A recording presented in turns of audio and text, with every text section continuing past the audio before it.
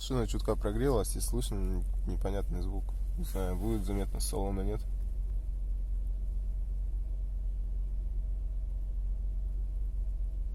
И сейчас из-под капота еще.